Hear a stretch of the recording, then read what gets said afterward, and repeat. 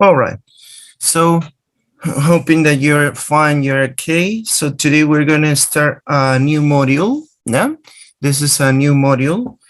This is related to another skill. This is the last skill that we're going to talk about. We have seen in the three previous modules, we talked about reading, listening, speaking, and now we are going to finish talking about writing. No?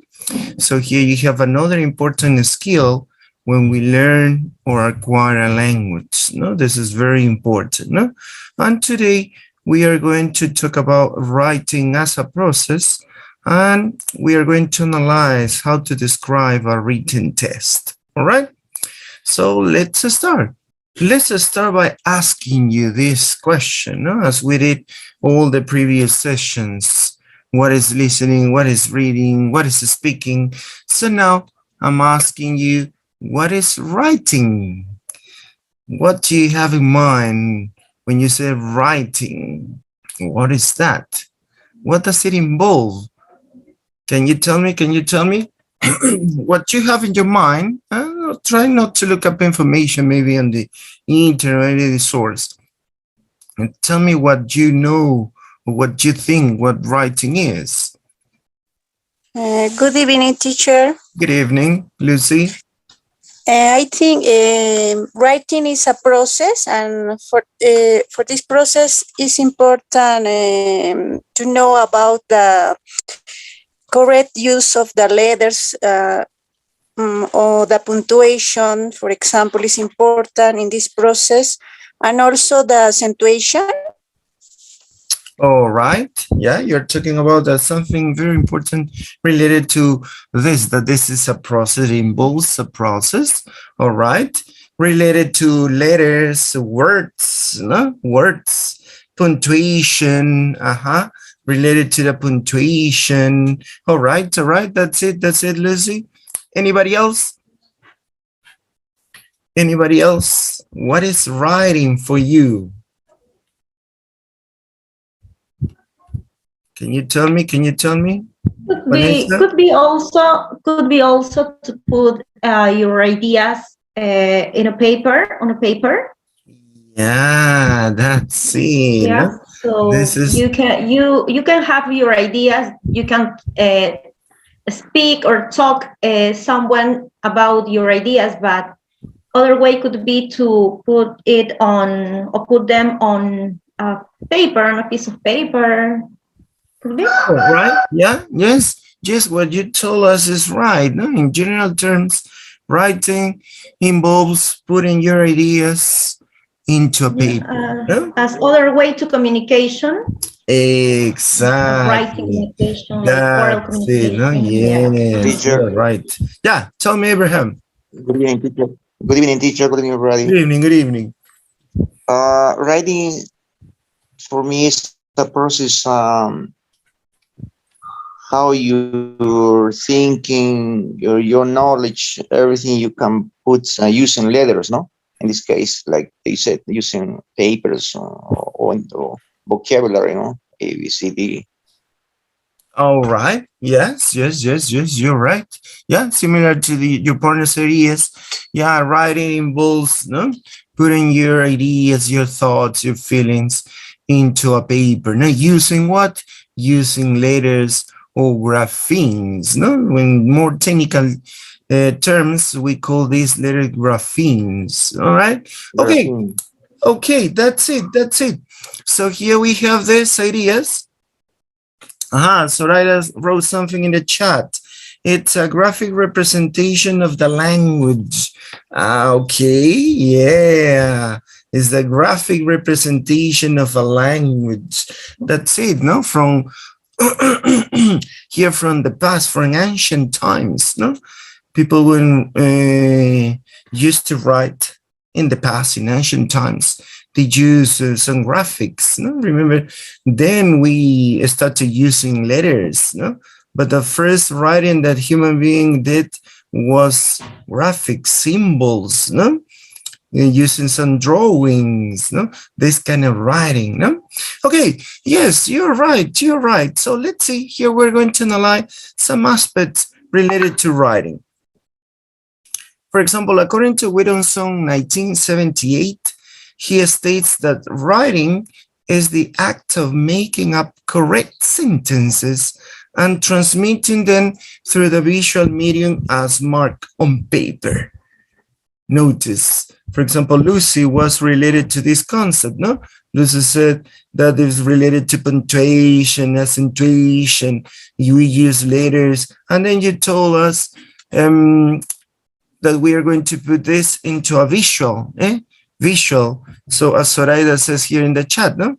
A graphic representation. So this is a visual medium, and you put this on paper. So according to this linguist, so writing is this, making up correct sentences. Notice, correct sentences and transmitting, they transmit these sentences or these messages through a visual medium as marked on paper. Let's see another one. This is another famous linguist, Troika, 1987, states that writing is a way of communicating. This is what you told us, no? Vanessa told us, but this is one way of communication, all right? It's a way of communicating a message to a reader for a purpose. The purposes of writing are to express oneself, to provide information for one's reader, to persuade one's reader, and to create a literary work. Notice, what kind of message can we communicate through writing? We can communicate our personal information. Yeah, that's why he says to express oneself, our beliefs, our thoughts, our opinions. Then you could provide information to another person about something else, all right? To persuade, notice, to persuade, and also to create literary work. Notice here the purposes. As we have seen before in the speaking skill, when we speak, we have purposes of communication. So something similar happens to writing. We have purposes to communicate. And these are kind of similar, right? Between speaking and writing. So notice here this definition of writing. Let's see more. Here, another people says that this is the creation of written discourse. And notice the creation of written discourse. Putting sentences together to form a text. This is another definition of writing. To put sentences together to form a text. It is a practical means for fixing or consolidating various language components. The vocabulary, syntax, functions, etc. Notice, we are going to consolidate or fix various language components. Notice that this is another definition of writing. It is a means of reinforcing other skills before and while writing. Writers gather data or information by observing, reading, listening, and talking to others. Notice we are going to gather information or data. Okay, Leslie. Okay, don't worry.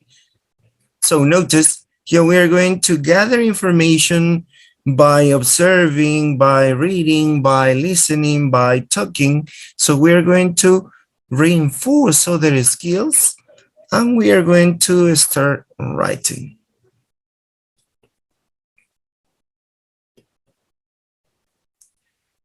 Now, another question.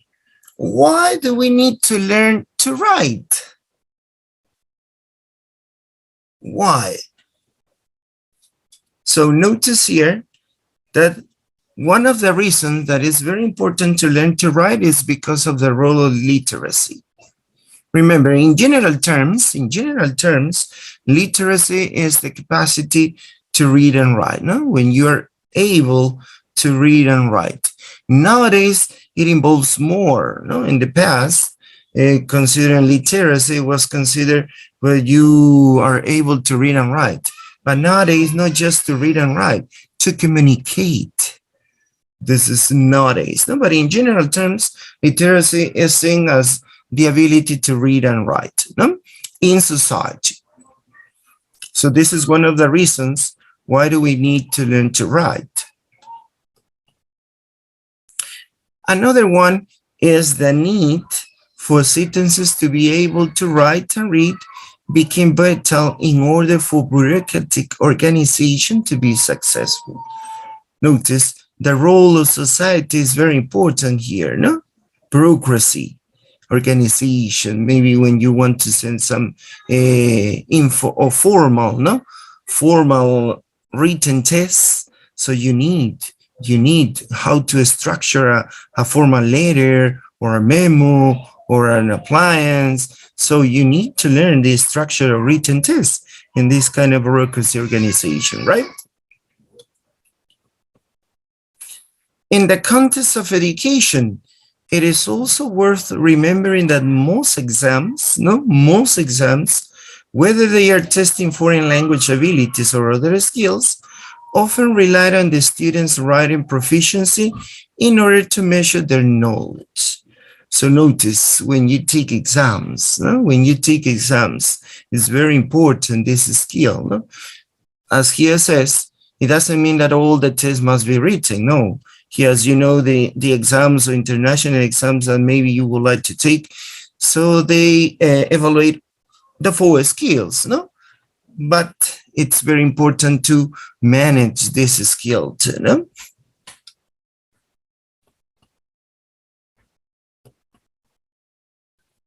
Now, another question. Why writing is important for students? Can you tell me? Why is it important for students?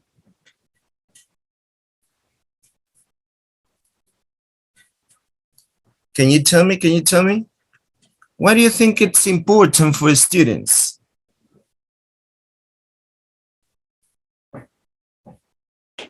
Teacher, in the school, for example, it's important because they need to remember the information. And for example, when they have an exam, they read the information that they have in the books and can remember for the exam. Is one point that?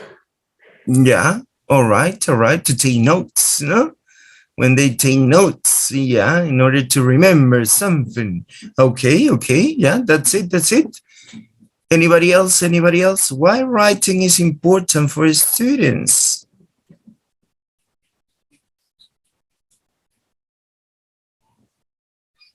No more ideas, Teacher, maybe the process of writing improves the student's ability to recall information. Make yeah. connection. All right, okay, to recall information, yeah, improves their ability to recall information. Yeah. Cindy wrote in the chat, because they must explain their ideas. Yeah, all right, okay. Anybody else?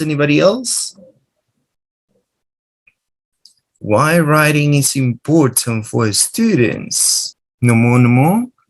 Okay, so let's see. Here, notice, this ability of writing helps students to acquire useful techniques for effective writing. No?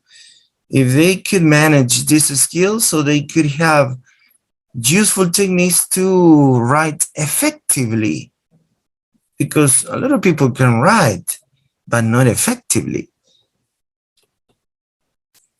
Help them learn specific skills that apply to all forms of writing. So they will be able to write different kind of tests or genres of written tests. Another one is to familiarizing them with common writing mistakes. So they could analyze, what things they don't do or they don't have to do when they write.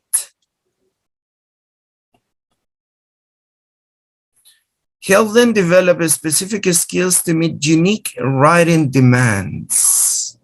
According to the types of tests they are writing, or according to the purpose of communication, remember, speaking and writing are similar skills because they help us to communicate, no? So according to each demand, so they can develop different specific skills for each demand, no? For example, if they want to write an invitation card, so they need to analyze what is the structure. If they need to write a postcard or an email, formal email or informal email, a letter, a formal letter, not to a boss, or maybe an informal letter to a friend or to a relative. So they need, or they are going to develop some specific skills, how to do that. So here, one of the most important reasons why this is so helpful for our students is to communicate a specific information or ideas utilizing the format, language, and content relevant to a specific context. Now, this is the principal purpose of writing, no? To communicate some specific information or ideas using what? Using different formats, different language structures, and different contents, developing different situation or context, no? Or purposes of communication. Now remember that different purposes of communication. So this is the importance of writing in our students, no? So they are going to develop different or specific skills to make their writing effectively, all right? To communicate, no? To communicate what you want, no? Now, how people write? Can you tell me? How do we write? How do we write? How people write? Yeah, tell me. No? How do we write? To write, we need to follow some structures, grammatical structures. We have to take on account of the punctuation. Oh, Vanessa, sorry. I cannot hear you well. Maybe it's your connection. I hear punctuation structures, no? We need to use this kind of structures of punctuation, synthesis, using vocabulary, all right? So we are going to use, notice here, in order to write, we used a wide variety of purposes, as I told you, and it's producing many different forms. We write notes, we write emails, we write letters, essays, stories, signs, advertisements, subtitles, articles, diaries, journals, magazines, plays, recipes, labels, brands, brochures, maps, textbooks. Notice that we have different types of tests. And in order to do that, we are going to use different structures, no, as Vanessa says, different vocabulary, as Cindy says. So there are many different types of tests that we usually write in our every day. No? So here you have different kind of tests because we have different purposes of communication. Oh, okay, Abraham, okay. Yeah, the connection is so awful nowadays. No, it's so awful. Yeah, my connection too. Yes, don't worry. Yes. Don't worry, it happens to me too. Sometimes when I class and sometimes here. For example, I'm didn't put my camera because my connection is unstable, so I try to keep it off. So notice here this kind of tests that we usually write. So a number of features of interest to us when we consider how people write. So we focus on the audience. Notice how people write. Focus on the audience. Who you're writing to. Editing, the process of edition. The content. Notice all the things that we need to consider when we want to write something. The audience, the editing, the content, the type, the medium. So it involves the writing process. As you told me before, at the beginning of this session, so you told me that writing is a process. And this process involves all of these aspects: the audience, the editing, the content, the topic. The content is similar to say the topic, the theme that you're going to write about, the type or genre of the tests. We have seen before different types: notes, magazines, textbooks, books, diaries, journals, and so on. The medium. So notice here the different aspects involved in the process of writing.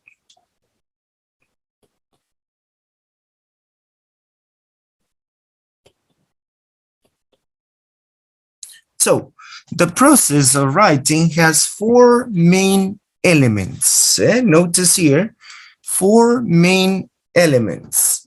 What are these elements? Planning, drafting, editing, and the final version. So we have these major elements, main elements when we write: the planning, you organize your ideas; the drafting, you start writing, putting your ideas into paper; editing, when you check up, when you correct, when you change some structure that you use; and finally you have your final version. Let's see. For example, planning. What does planning involve? So planning involves getting your thoughts down on a paper. This is free write, outline, notes, discuss, think. You start thinking, right? You start planning what to write. It's when you put your ideas, your thoughts on a paper. That's why he says getting your thoughts down on a paper. It's free. It's free. You don't follow the structure. Maybe you have something notes. So you're planning. Oh yeah, first I'm going to talk about this, then I'm going to write about this, and I'm going to finish in this. You're constructing. You're constructing in a general form your test. That's why he says you outline. Also, outline means that you have maybe some important ideas or important things that you're going to write. You take notes, or you write notes, or you can discuss or think about it. So this is the first, not first, because then we're going to see. But if we want to give a sequence, it could be the normal sequence, but then we're going to see that sometimes we don't follow this sequence, all right?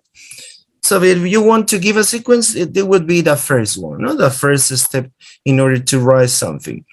Then we have the drafting. Oh, yeah, just give me a second. What's going on? Yeah. Yeah, here. There's something more about planning. So here you also talked about the purpose of the writing. So what is the intention of your writing? The audience they are writing for, the content, structure, sequence, genre, and register. So this is involved in the process of planning. No, you start thinking, you put your ideas into paper, you define, or maybe you think about purpose of writing, you decide who you're going to write to or for, then you analyze the content, the topic, or the structure or sequence. No, as I told you before, first I'm going to write about this, then about this, and I'm going to finish with this. Then you decide a genre, register. Genre is similar to say the type, yeah? The type of written test. The register is related to the formality, no? If it is formal, informal, no? So notice here all the things that you need to do in the planning element of the process of writing, no? Then we have the other one, that is the drafting. Drafting is when you join, when you join your ideas. So that's why here says putting your ideas and thoughts together, right? When you connect, you start connecting your ideas, your thoughts, and you start forming sentences, paragraphs. Notice in the first part, just important points. That's why here says outlining. No, or some notes, no, some notes, brief phrases, or just words, no, key words that you're going to use maybe in your test. But here you start making sentences. You start writing sentences and paragraphs. This is called drafting. And notice you connect your ideas and thoughts all together.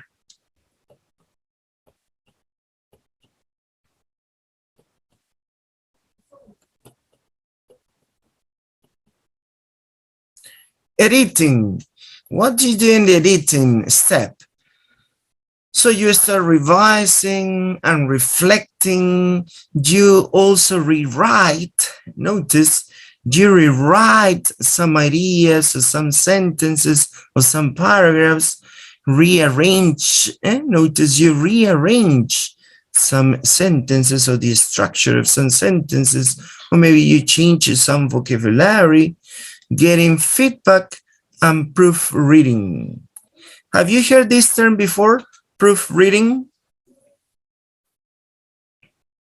Do you know what it means? Proofreading?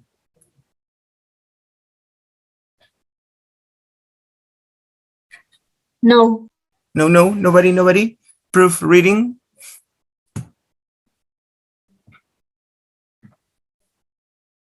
For example, we as teachers, yeah, tell me. It's related, like I say, a waterproof, or in this case, a proofreading. Yeah, all right. Yeah, let me tell you, for example, we as teachers, we usually do this. We proofread. So remember, proofreading is when you make another person check your test. Read your test and tells you, yeah, no, I think you need to change here, or maybe you confuse here, there is not enough cohesion or coherence in your test. And we usually do that as teachers, right? When we ask our students to write something, no paragraphs or sentences, or maybe a whole test. So you check up, you check up the test, you read the test, you give some indications, some things to change, or to use other type of vocabulary. So it means that we are proofreading. Yeah, remember, this is the name. When you make someone, another person, read your test and check it. And this person is going to give you a feedback. No, maybe he's going to give you other ideas. No, maybe you could say, oh yeah, I think, yeah, you're right. Yeah, your writing is good, but maybe you could use other kind of structures, other kind of vocabulary or phrases, or maybe you can give this person other ideas, So this is called proofreading. Remember, proofreading. Simple terms, when another person checks your writing and you can make some changes, because the first ones, revising, reflecting, rewriting, rearranging, is done by you. All right, it's done by you. You read your test and you start checking up. Oh, no, I forgot here to write the letter S, present simple. Oh, no, here there is not a connection. I have two ideas, but they're different ideas. So I didn't use the correct marker, the discourse marker. So you start analyzing by yourself. But proofreading, you're not going to do it by yourself. Or the person is going to do it. And maybe this person is going to give you some hints, no, in order to improve your written test. This is called proofreading. Remember, proofreading. For example, sometimes you can make your students, when you work in class, for example, I do this, and I don't use it too much because here it takes a long time to do that. For example, I make my students to proofread each other.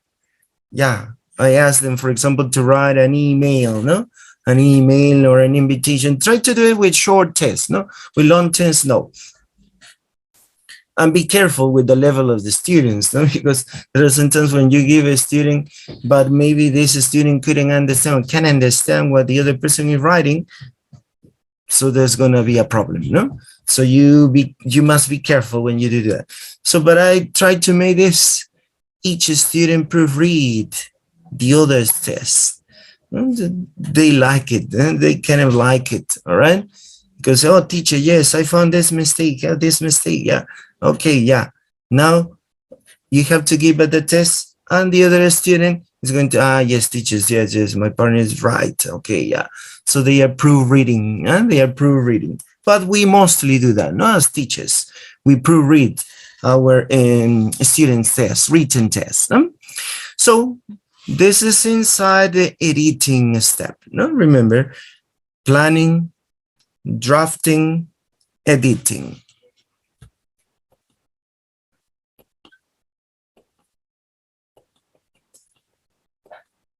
And the last one is the final drop, your final test, and you share your work, or you publish it, or you can speak about it.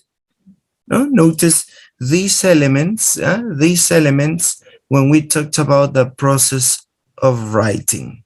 First, we plan, we organize our ideas. No? We decide who we are going to write to or for, the content, the topic of my test, the structure, no? The type of test, the register. So notice, you maybe start writing some key vocabulary or notes. This is the planning. Drafting, now you connect your ideas, no? You put your ideas and thoughts together and you start writing sentences, writing paragraphs. Then the third step is the editing process, when you check up, no? But not just you, other person could do that. No, other person could check your test, your written test, and we call this proofreading. And the last step is your final version, if you could say that, no? It's the final version of your written test. After checking up, after maybe other person proofread your test, so you present, you show your written test, so you publish it, or you can talk about it, no? So notice these elements in the process of writing. Now, what I told you before, at the beginning of this part, I told you that if we could have a sequence. We start with planning, then drafting, then editing, and then you present your final version. But notice that this doesn't usually happen, because maybe when you are planning, you can edit it at the same time. Maybe I wrote some ideas, some no, I think this is not correct. Yeah, no, this phrase is not going to be here. So you're editing. Maybe when you are drafting, you think, oh no, I think this structure is not okay. No, I'm going to change the structure, the sequence. Notice you're planning to. Okay? That's why here we have the wheel. No, this is called the wheel of the writing process that we can combine. No, there is not a definite sequence when we write. No, and the final version after, oh yeah, I think that's okay, but maybe you reread it again and you say, no, but no, I think, no, this is not, I think the ending of my written test is not okay. So you change it. It seems to be your final version of the test, but when you read it carefully, you can notice that this is not. Something is missing or something is not correct. So you start again. Like final version 1, final version 2, Exactly. final version 3. That's it. No, similar when you are writing your thesis, no? Version 1 of my thesis, version 2 of my test, and then you change, maybe other person read that your test, and no, you have to change here. Okay, again. No, so you have to do it again. So notice, that's why here I could say that there is not a definite, sequence, because we could do some of these elements of the process of writing in different times, in different times. That's why here you have this process wheel, writing. Okay, so, but don't forget these 4 elements, 4 elements: planning, drafting, editing, and then you got finally. That's why here we have a question, no? Final version question, because maybe you can change it at the last minute. You change it. No, I think this is not correct, or my beginning or the ending, in the middle, and you rearrange and then you show your task, no? But these are the 4 elements. Don't forget it: planning, drafting, editing, and the final version. Now, we talked about this when we revised the speaking skill, no? The difference between these 2 skills. Remember, both are helpful to communicate. With these 2 skills, we communicate our ideas, our thoughts, but we do this in different ways. But as I told you before, nowadays, these 2 skills are so close, no? With technology and the chat groups and the informal writing when we send messages. So writing is becoming more closely related to speaking skill. So let's see. Remember that we need to consider similarities and differences between writing and speaking in the terms of form, in the processes that writer and speakers go through to produce language. No? Notice that we have similarities and differences in these 2 aspects, no? In the form, and what do they do, and what do the speakers and writers do to produce language?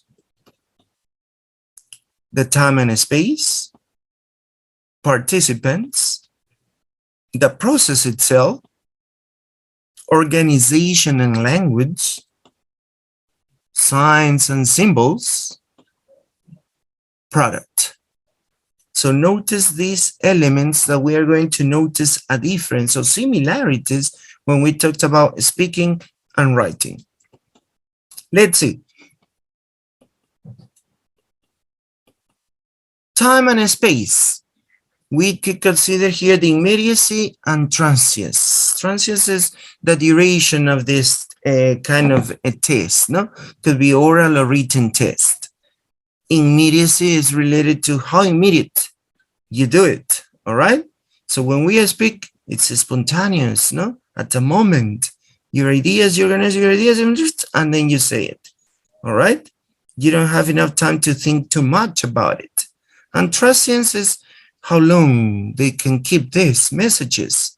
So when you speak, it's just for a short time. No? Sometimes you can remember what you talked yesterday, but not the whole conversation. Maybe some ideas or some points. Maybe you don't have enough concentration. You can forget everything, right? For example, what I'm speaking now or talking to you now, maybe you can forget in next class. But if you have the writing, what happened with your handouts, your material that you receive? So they are uploaded into the platform 2 weeks ago or 1 week ago, and it's there. And you can go there, download it, and read it. So it's longer, right? It's longer. So this is the trances. Participants. The interaction, no? The interaction, the audience, the co-participants. For example, a written test could be read by a lot of people. And also maybe if it is a speech in front of a medium, such as a radio or a TV, it could be here for a lot of people too, no? So notice that they have this similarity, all right, the similarity. But when we speak, most of the time, we need another person, no? At that moment, we need another person to listen to us and respond when I'm talking. So this is the interaction is different, right? But when you have a written test, so it's not necessary that another person must be with you. Because you have the written test, you start writing by yourself, and then you can ask another person to check your task or for help. No, notice the interaction is different. The process, as I told you before, instant process. No? So speaking is more instant, all right? Writing, no, but it is changing, as I told you before. When we send messages using WhatsApp or any other media to send messages, so you write at the moment. Oh yeah, okay. When I want to write, yeah, Pilar, don't forget about our task that we have for the next week. Oh yeah, okay. What do you need to buy? Yeah, I need some eggs. So now you send messages and you write these messages. So you don't think too much, right? This is an informal, no? This is an informal written test.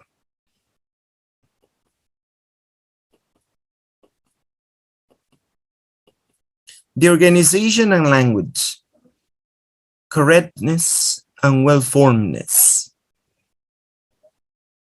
When we speak, sometimes we don't use correct sentences, no?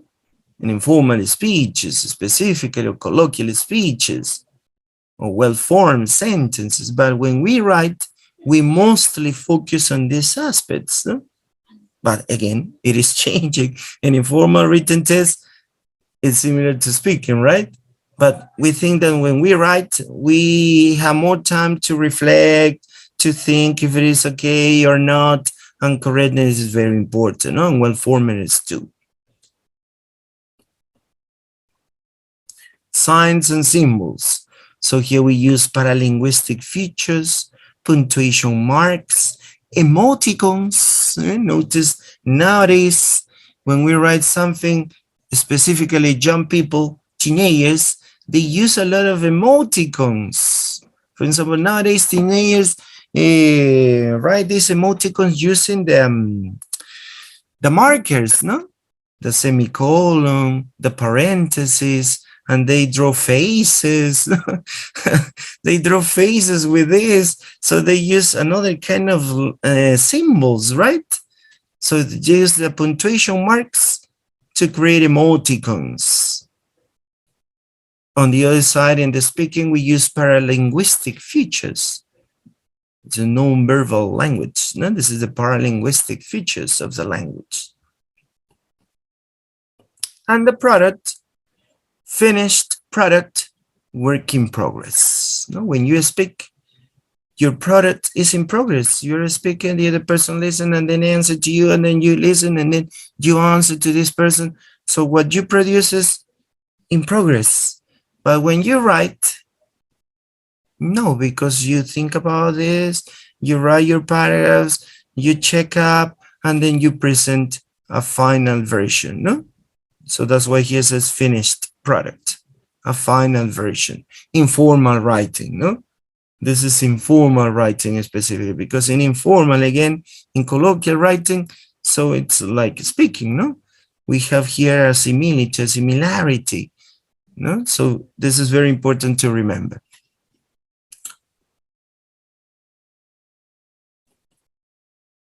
Now, let's see something important for us. The implications for learning and teaching. Remember, for many years, the teaching and writing focused on the written product rather than all the writing process. No, this is very important, no? Sometimes as teacher, we write your sentence or write your paragraph or write your test. And the most important for the teacher is the product. And you don't focus on the process. How does the student get to that product? What did he do? What did he, what steps did he follow? We're just focused, 120 words. Yeah, here you have the structure. Let's start writing. 10, 15 minutes to write. That's it. What about the process? Notice, for many years, the focus of this was more in the product than in the process. In other words, the student's attention was directed to what rather than the how of test construction. So you focus and you direct your students to what they write, not how they write. Notice here, there's a focus of writing. No? So it's very important to remember that we need to concentrate on the process of writing. There are a number of strategies we need to consider. For example, the way we get students to plan. Remember, the first element is planning. Planning to organize their ideas, what to write. So here you have the most common is brainstorming guided task. So in order to activate their schemata, remember, don't forget about this term, to activate their schemata, what they know, what they need to know, all right? And to have these ideas to write. And they start thinking, They start thinking what to write, how to write. The way we encourage them to draft, reflect, and revise. We call this collaborative writing. So they start writing sentences, paragraphs, and start editing it. Really start reflecting and revising. We can do it, teachers, students, teacher, and also, as I told you, student. So they can give their ideas together and they could start writing together. Because sometimes when we talked about writing, most of the time we think that they have to do it personally, one by one, no? But they can do it together in pairs, in groups, and they write a test, just one test per group. So this is called collaborative writing. The way we respond to our students' writing, reformulation, or peer response, how we can help them, how we can help them write in the process of writing. So notice here the things that we need to consider when we make our students write something, all right? Oh, give me a second. My kid is crying. Okay. Yeah, so he's fine. He was just playing. All right, now, so notice here the things, yeah? The way we get students to plan, the way we encourage them to draft, reflect, and check the written test, and the way how we respond or feedback our students in the process of writing. So we can help them not just at the end when they write, this is your test. Okay, correct this, change this. No, we can help them from the beginning, from the planning. Then when they start to drafting, so we can help them to When they start editing, we can help them to. And at the end too, no? So notice here the things we need to consider, no? The things we need to consider when we want to make our students write something.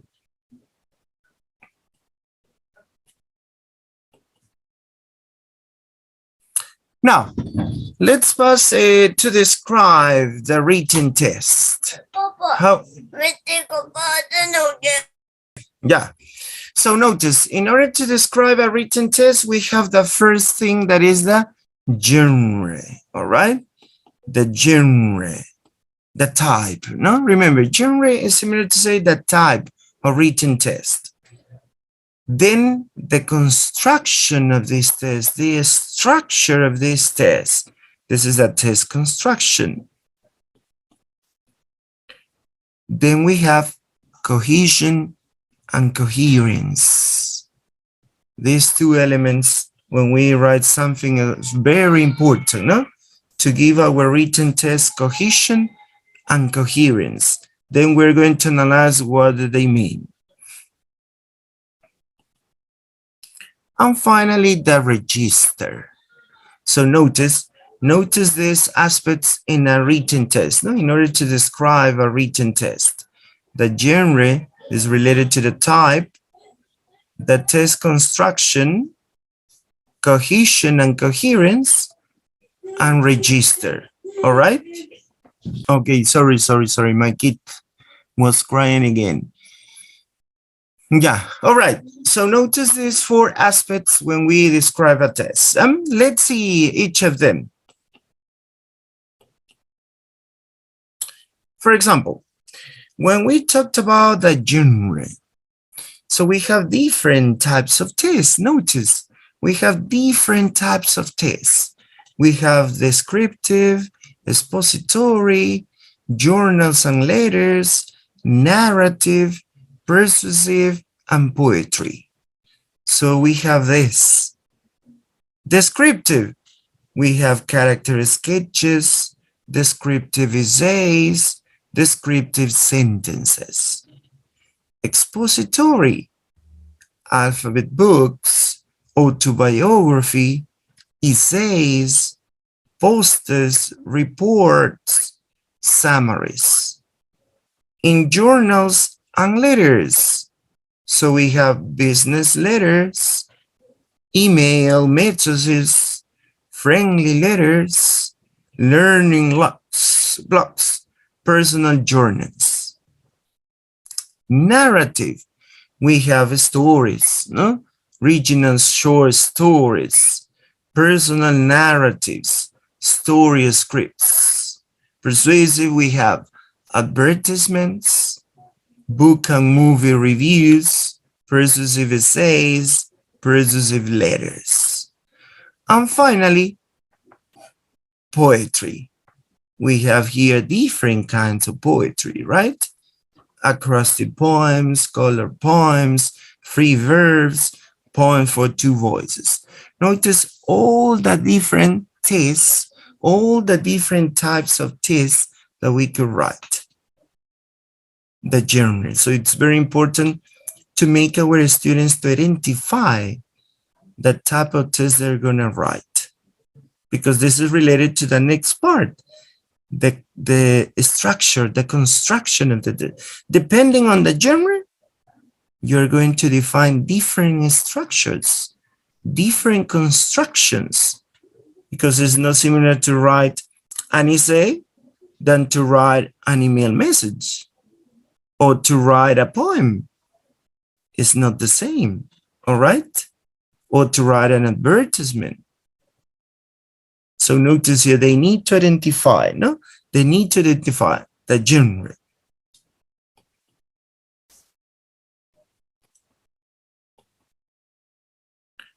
The other one is the test construction.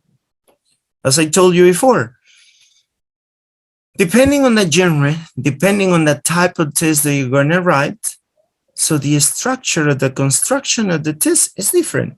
For example, here you have a postcard. Notice you have a postcard. What is the structure of this postcard? How do you construct a postcard. So first, the description of place where the writer is or activities the writer is involved in. Here you can see palm trees, waves lapping, daily message, good fish to eat. So notice, the person is describing the place because he's writing a postcard. Then the second part, exhortation to the reader. Hope you do as well in Madeira and have good rest. And finally, the sign off. Love, J and A. So notice the construction, depending on the genre or the type of test, it has a construction, it has a structure. Let's see another one. Sequence paragraph. Here you have a sequence of sentences to make a paragraph. So analyze the structure. What is the structure of this test? First, the situation. Paul was sitting at home. Then the problem. He didn't have any ideas. Then the solution and response. But then the phone rang. And finally, the result of evaluation. He agreed immediately. Notice this is like a story, not a short paragraph, but like a story. So it has a construction too. It has a structure too. Notice different type of tests, they have different constructions. According to the genre or according to the type of test, you have different ways to construct this test.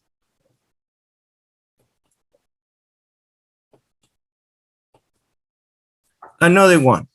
Notice here, this is an extract from How the Internet Crashed by Peter Hidley.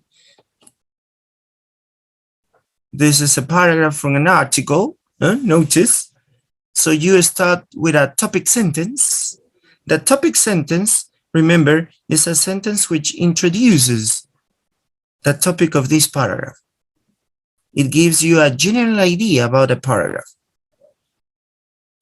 Then you can write an example or explanation sentence. Expands on the information given in the topic sentence. Then you have follow-on sentence. Expands on the information given in the example or explanation sentence. And finally, you write a conclusion. Ends the paragraph by reminding us of and or evaluating the opening topic sentence. Notice it's just a small paragraph, but it has a composition. It has a structure. It has a specific construction. You start with a sentence which gives you a general idea of the paragraph. Then you write another sentence explaining or expanding the topic sentence.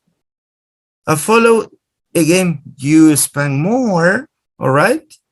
And finally, you evaluate or you remind to the reader about the topic sentence that you wrote before. Okay? Notice, different written tests have different structures, different ways to construct them, right? So notice the importance of the genre and the construction of the test.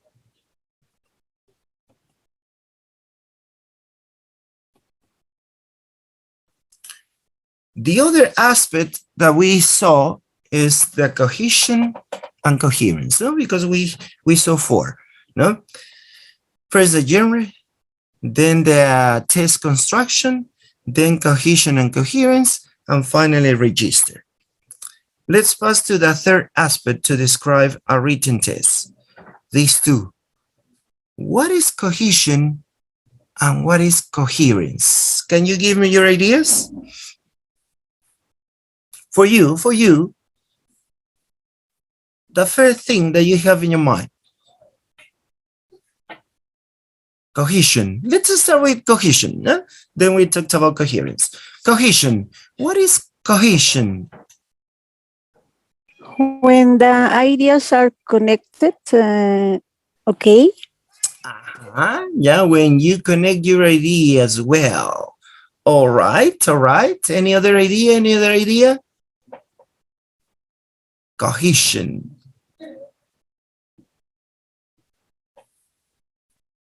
Anybody else? Anybody else? Cohesion. Coherence.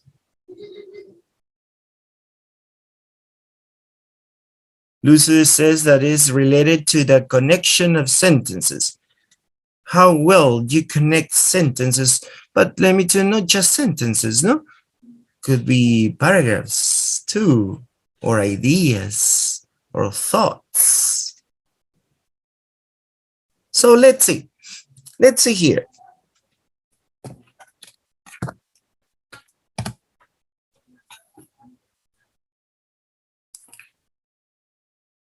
Remember, cohesion and coherence aren't too difficult to explain, all right? Cohesions, as Lucy told us, is related or refers to connectivity in a test. The connection between or among your sentences, paragraphs, or ideas in your test.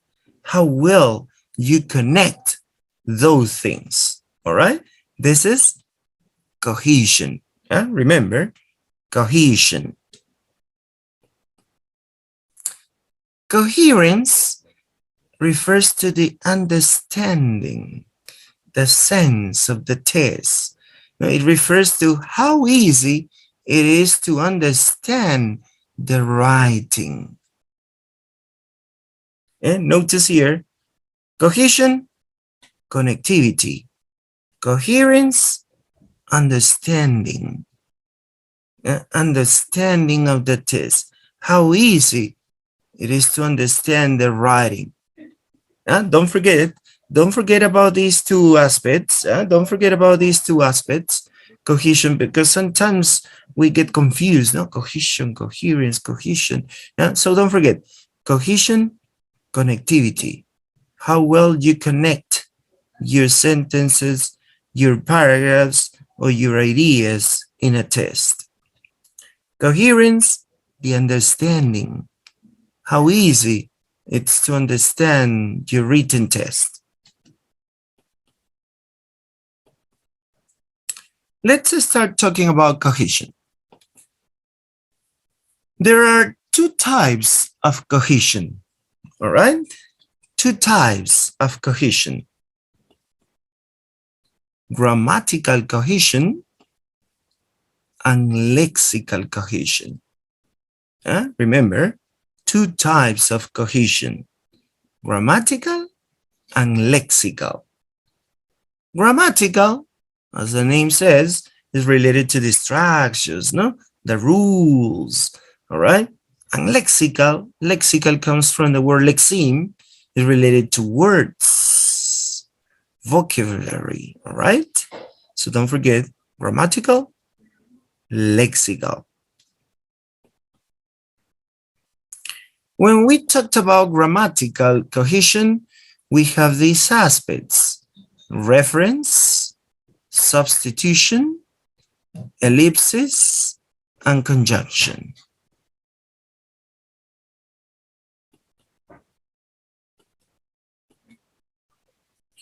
Reference, notice, let's talk about the first aspect in the grammatical cohesion. Yeah, reference occurs when one item in text points to another element for its interpretation. Notice here, when one item in the test points or refers, that's why here says reference, points or refers to another element for its interpretation. We have here personal reference. Personal reference, we use it a lot. We use the subject pronouns, object pronouns, possessive adjectives, possessive pronouns. So we have here I, you, she, they, subject, him, her, us, subject, my, your, possessive adjectives, our, they, is, his, possessive pronouns. Demonstrative reference. Demonstrative reference, we have here these words, no? Here, there, this, that, no? The famous demonstrative pronouns or demonstrative adjectives, no? It refers to the location of presupposed elements, no? Don't forget it, huh? Don't forget it. Here, there, this, that. They refer to location, no? Location of some elements. And the other one is the comparative reference. Comparative reference, we have the comparative forms, no? Comparisons, bigger, more diligent, and etc. No? Refers to compare adjectives of one noun to another. So we have a connection, no, between nouns. That's why here says one item points to another item or element. So here you have the personal reference, the demonstrative reference, and the comparative reference.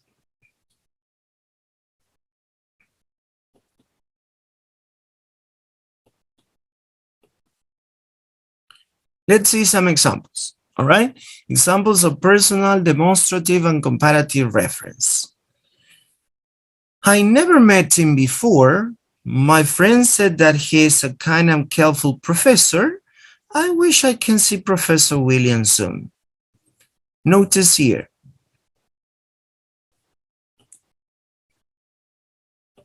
Notice here. The subject, no, is Professor William, right? But you use other words to refer to Professor William.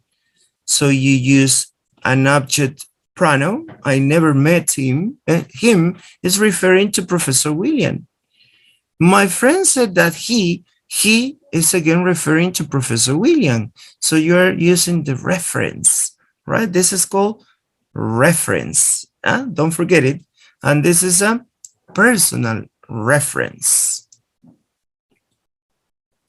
Let's continue with the other one.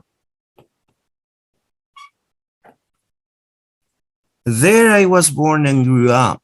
There I met him, my beloved one. There we raised our kids. There in a small town called Slough. Notice this is like a poem, no? And here we're using this demonstrative, remember? This is demonstrative reference because we're using the word there, no? There. Oh, change the color. Yeah. There. All these words there refers to Slough. The place, the location, Slough. All right. So we're using the demonstrative reference. Let's pass to the other one. This is a show written conversation, no? Woman, I think this blouse is too dark for my skin. Can I have the lighter, please? Notice we have blouse, all right? We have blouse,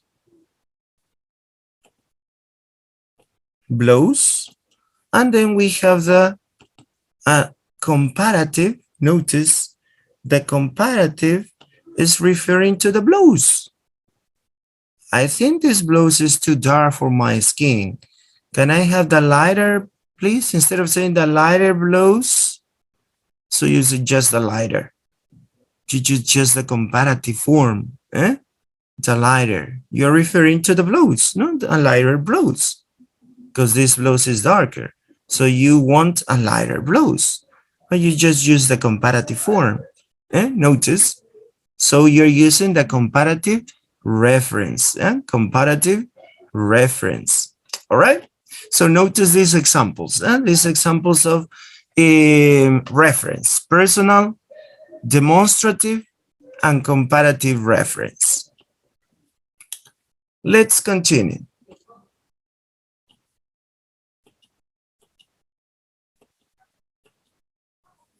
The other one is substitution. Is the replacement of one item by another. We have nominal substitution, one, once, same. Then we have the verbal substitution, do, did. Clausal substitution, so, not. Notice we are going to replace one item by another one. Let's see the example. Remember these kinds of substitution: nominal, verbal, and clausal. Nominal refers to nouns. Verbal refers to verbs. Clausal refers to clauses. Remember, what is a clause? A clause is a grammatical or syntactical structure similar to a sentence, but is not considered a sentence because it doesn't have a complete sense. There are some times that a clause could be a sentence too, specifically when it's a simple sentence.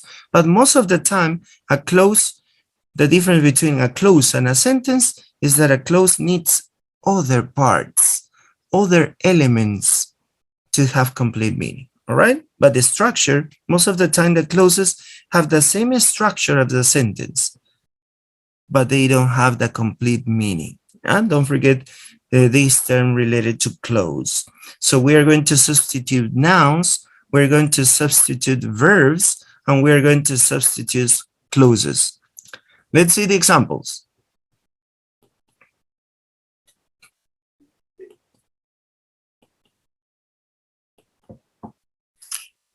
When I was a kid, I had a kitten, but then it lost.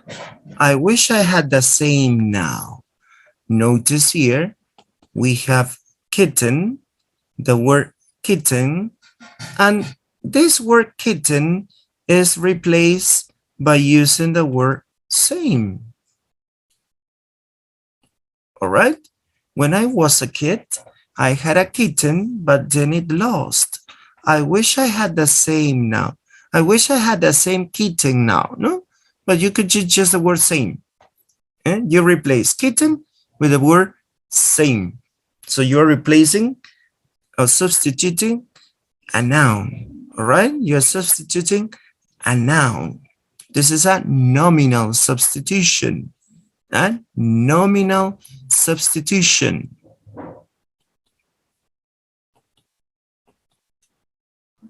Another one. Do you think John already knows? I think everybody does. Notice this is a very common structure, no? This is a very common instruction that we are replacing. Notice we are replacing a verb. The verb know. Do you think John already knows? And you're using, what are you using? This verb, do, in this case, does, no? Because you have here the indefinite pronoun, no? Remember, the indefinite pronoun is the singular form of the verb. So everybody does. So you're replacing, Instead of saying, I think everybody knows, in order not to repeat. Remember, this kind of reference or substitution are used when we don't want to repeat words. No? Instead, say he, or I, or Carlos, or kitten, or no. So in order not to repeat that, so we're going to substitute them. And we use here this, no? I think everybody does. Everybody does. You're using here the verb do as an auxiliary or did, no? Maybe you could use do or did, no? For example, you're using, you think you already knew it? I think everybody did, no? So you change here does for did, no? So this is a verbal, remember, this is verbal substitution.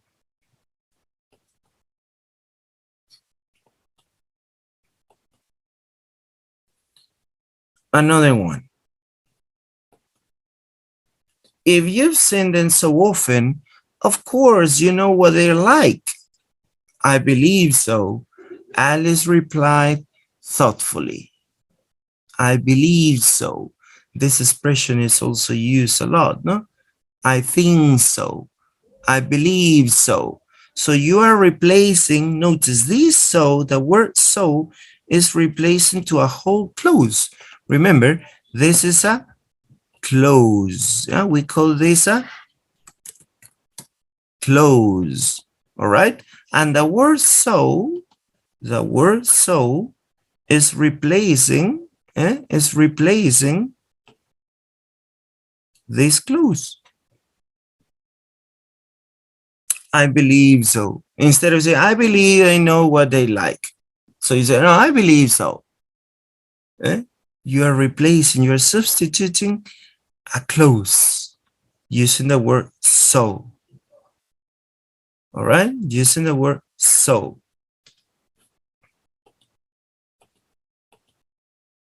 Another one. Do you think that the assignment will due this week? I hope not. I haven't written anything. Again, here you have a whole clause. Notice. And you just use now the word not. Just the word not. You're substituting again a clause. This is called a clausal substitution. Notice here the different kinds of substitutions: nominal substitution, verbal substitution, and clausal substitution. All right? Let's continue. And this is part of cohesion. Remember, we're talking about cohesion. We have grammatical cohesion and lexical cohesion, and we are in the grammatical cohesion. Inside a grammatical cohesion, we have reference, substitution, and now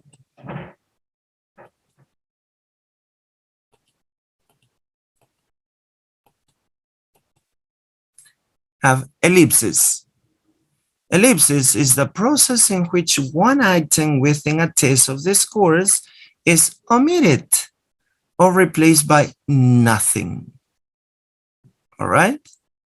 So you omit or you don't put it. We have again nominal. For example, they didn't like it yet, said nothing. So you don't write they, you don't write they, said nothing. How did they enjoy the exhibition? A lot, was very good, though not all. A lot of the exhibition. And notice you omit. You omit this part, no? You omit this part. So you don't write. Notice here, you don't write a, and you don't write this part, no? So you omit. And notice you're omitting. This is called ellipsis. And what are you omitting or omitting? Nouns. That's why we call them nominal ellipses.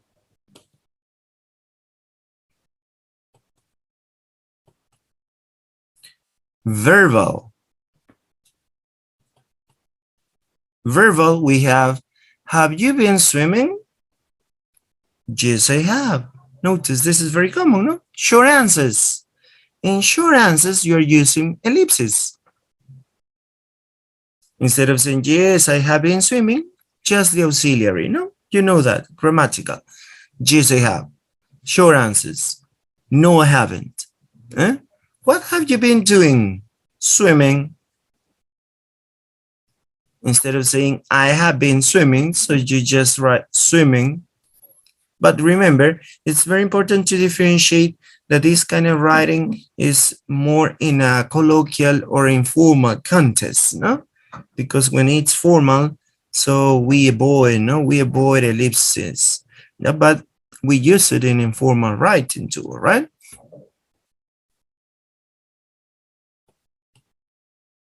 And the other is clausal. Who was playing the piano? John was. Instead of saying John was playing the piano.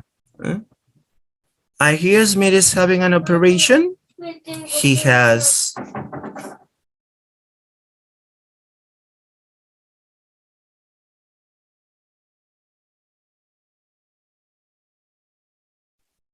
All right, so notice here, who was playing the piano? John was. I hear Smith is having an operation. He has. So you omit. You omit a whole clause. All right? So ellipses we have similar to substitution. We have nominal, verbal, and clausal. Don't forget about it.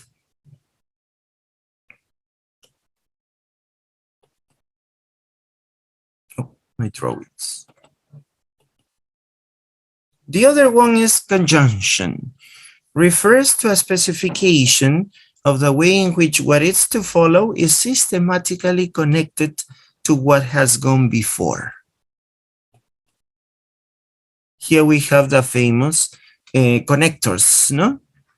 We have here additive and or furthermore, similarly, in addition, adversative, but however, on the other hand, nevertheless, causal. So consequently, for this reason, it follows from this, temporal. Then after that, an hour later, finally, at last. So you're using the conjunctions. You're using the connectors. So here you are referring to specification, and what is to follow is connected to what has gone before. Additive means that we are going to add information, right? We're going to add information, span the information. Adversative, when you have to connect two opposite, no? Opposite ideas, opposite sentences. Causal, when you give a cause, a reason, a purpose. Temporal, so you give a sequence, no? You give a sequence, then after that, eventually. So we have more. These are just examples, no? An hour later, when you need to finish, finally. Notice here that we are going to use these connectors, no? These connectors, but with different purposes, no? With different situations. Some of them are to add information, to connect two similar ideas. Other ones are useful to connect different ideas. Other ones are to give a purpose, reason, consequence. Other ones to give a sequence, what I'm writing, to connect to my sentence, I'm giving a sequence, no? Basically, we use when we write a story, no? Or biography, no? So notice that we are going to use this. So this is the conjunction. Now, let's pass to the other one, because cohesion is related to grammatical cohesion. Remember, grammatical cohesion, we have reference, ellipses, or substitution, ellipses, and finally conjunction. Don't forget, these are the grammatical cohesion. 4. We have here the first one. What was the first one? Grammatical. Remember? The first grammatical cohesion.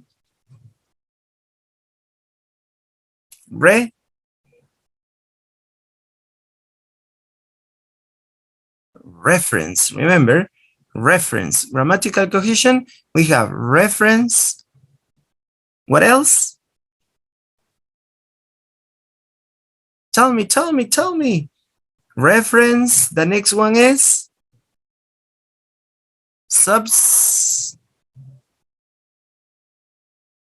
substitution. Yeah, substitution. The next one, ellipsis, and we finish talking about conjunctions.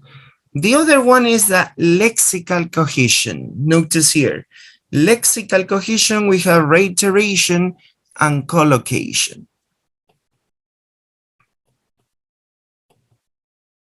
Reiteration is the repetition of a lexical item or the occurrence of some kind in the contents of reference. That is, where the two occurrences referent. So we have repetition, synonym, hypernomy, general word.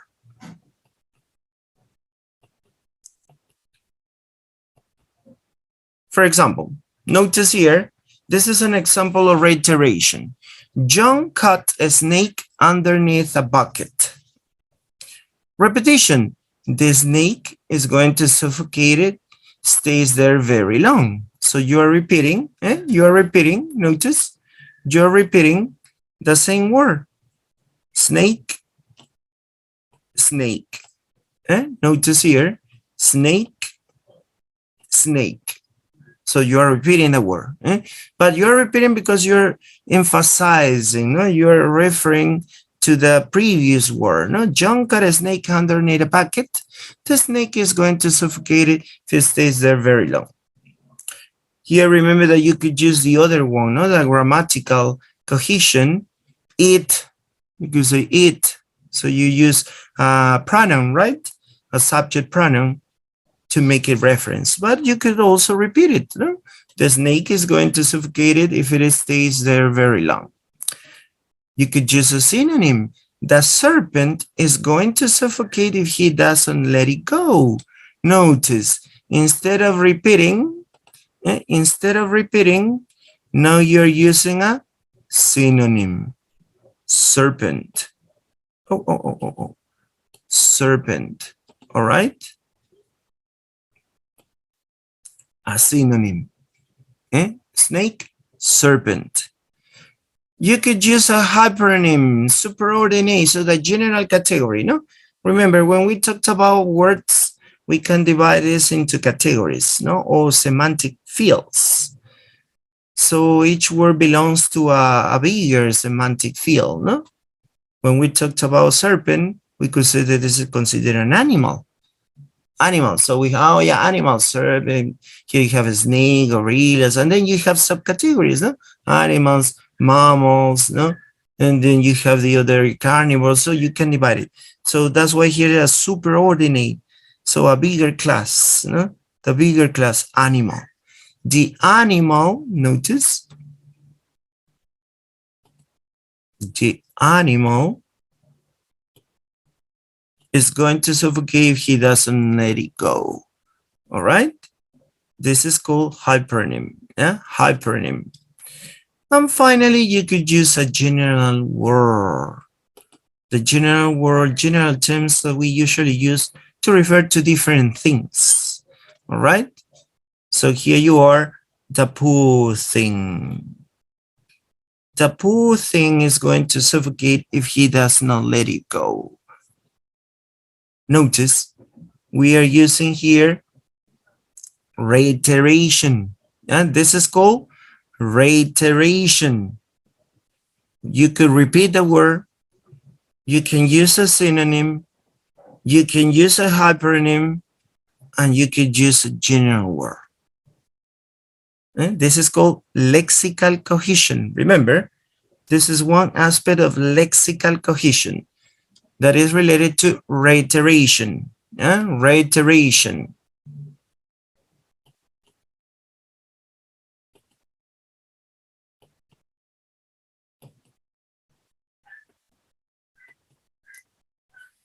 The other one is collocation. Is the use of a word that is in some way associated with another word in the preceding text. Notice, associated with another word in the preceding text, because it is a direct repetition of it, or is in some sense synonymous with it, or tends to occur in the same lexical environment. So we have difference. For example, opposites: man, woman, love, hate, tall, short. Antonyms. Pairs of words from the same order series: days of the week, months of the year, or seasons. It's the same order series. Pairs of words from another lexical sets, such as meronyms. So we have part and whole, body, arm, car, wheel. This is called meronyms. Part, hand, finger, mouth, chin. Cohyponyms: black, white, chair, table, or associations based on a history of occurrence. Rain, pouring, torrential. So we call this collocation. Don't get confused. Be careful.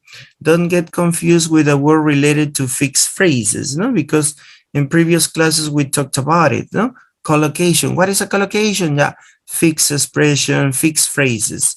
But here, no.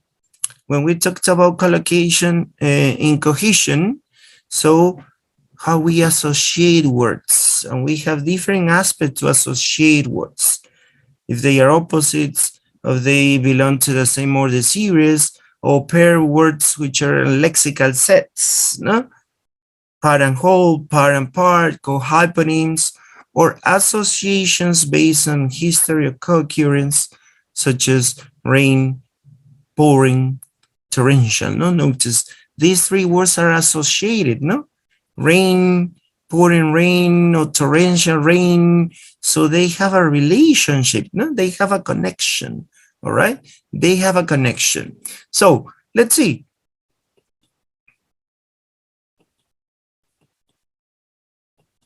Example of collocation. Here I'm gonna show you a poem. This is a very short poem. Sing a song of sixpence, a pocket full of rye, 24 blackbirds baked in a pie. When the pie was opened, the birds began to sing. Wasn't that a dainty dish to set before a king? The king was in his counting house, counting out his money. He's counting out his money. The queen was in the parlor eating bread and honey. The maid was in the garden, hanging out the clothes. Along came a blackbird and pecked off her nose. Notice, here we have some words, and I put it into colors because we have pair of words. Remember, collocations is similar to collocations in general term, because in collocations, we have not just one word. No, it could be 2 or 3 words or 4 words to make a phrase. Here we are going to connect 2 words, pair of words. For example, notice rye and bread, the red ones, no? The red words, rye and bread. What is the connection between these 2 words? Can you tell me? Rye and bread.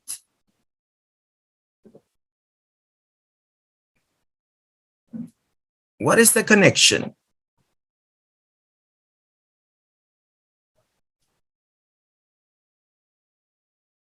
No, nobody. What is the connection, the association?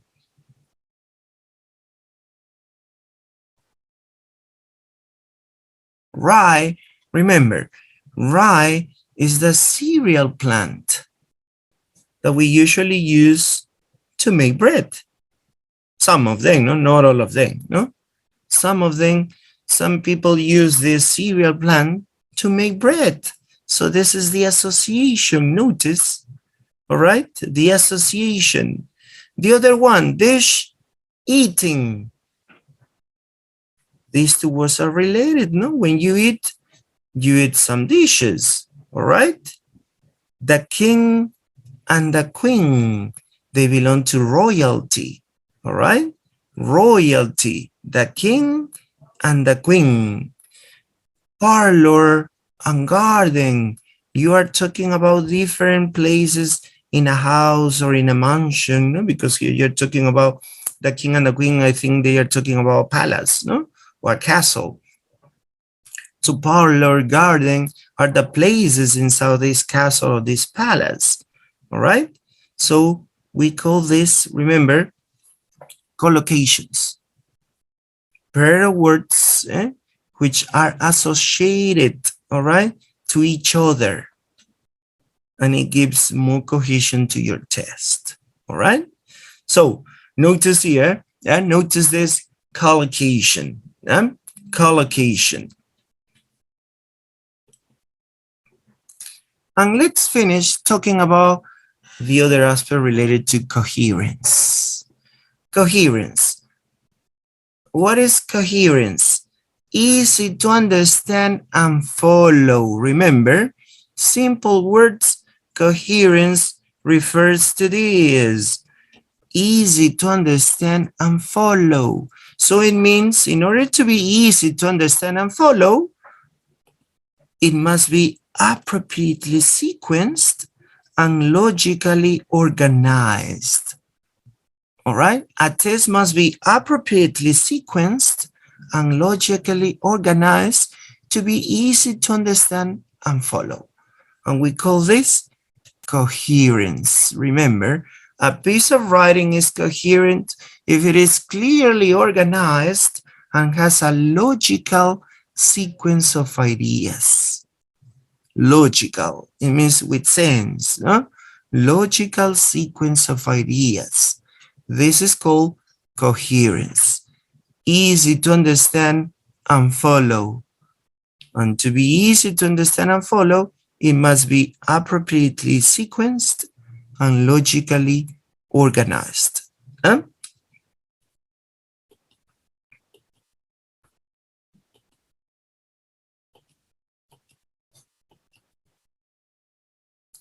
For example, here you have two paragraphs.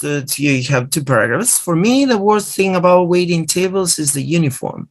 All the waitresses have to wear this ugly brown striped jumper. The shirts were polyester. Sometimes someone you know comes in. Now I have a job in an office.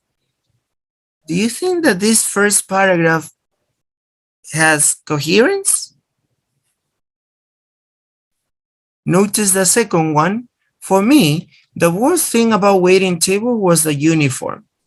At the last place I worked, all the waitresses had to wear an ugly brown striped jumper. Underneath it, we had to wear an even uglier polyester shirt. Sometimes someone I knew would come in and I feel embarrassed by my outfit. Now I have a job in an office where I can wear my own clothes. Notice the first paragraph, the ideas are not well organized. They are not logically sequenced. No? For example, the worst thing about waiting table is the uniform. All the waiters had to wear this ugly brown striped jumper. And then the shirt were polyester, so there is no connection, right? So the sequence of these ideas are not well organized, all right? Sometimes someone you know comes in, so you change the topic immediately, abruptly. You're talking about the clothes, and then you talked about people. Sometimes someone you know comes in, and then you talked about the job. Now I have a job in an office. So notice, there's no coherence. Remember, what is coherence? Easy to understand and follow. So it must have appropriately sequenced and logically organized. But on the second paragraph, notice that you have the ideas are well organized, no? You're talking about the job, no? The worst thing is the clothes, no? Waitress, notice the phrases that the person uses, no? Sometimes someone I knew would come in and I feel embarrassed by my outfit. Now I have a job in an office where I can wear my own clothes. So he's supporting his idea. Notice in the first one, the last part, now I have a job in an office, but why? We don't have a clear idea about this test. But on the second one, we have a clear idea about this test. So we call this coherence. Remember, this is called coherence. Don't forget about it. Okay. And let's finish with the register. Register is the form of language appropriate to a particular situation, formality. A test register is determined by the way a writer uses language and structure. When a writer chooses the words, they have any number of synonym choices and have to decide on the formality of the word they want. Here, for example, she has decided to accept the job, formal. Informal, you use contractions. No, you know that, no? Contractions are usually used when we speak. When you use it, when you write, it's informal. She's decided to accept the job. The girl whom I met in Singapore was interested in working in Australia. Formal. You use the relative clause, the relative pronoun whom. But what happened in informal? You omit the relative pronoun. The girl I met in Singapore was interested in working in Australia. So without the relative pronoun whom. So this is the register. Formal or informal. Formal, we don't use contractions. Informal, we can use contractions. Informal, when we use relative pronouns, we're going to use them. We cannot omit them. In informal, we can omit them. Yeah? It depends also on defining or non-defining, no? Remember that you have to follow this rule, no? These grammatical rules, yeah? So, notice the aspects related to how we describe a test. Yeah? How we describe a test. Yeah? Don't forget about this. First, when we talked about the description of a test, we're going to refer to, first, to the genre. Remember, genre. Then, to the test construction. The third, cohesion and coherence. And finally, the register. Don't forget about this. Genre, test construction, cohesion and coherence, and finally the register. Genre, different type of tests. Because of this different type of tests, we have different test constructions, different test structures.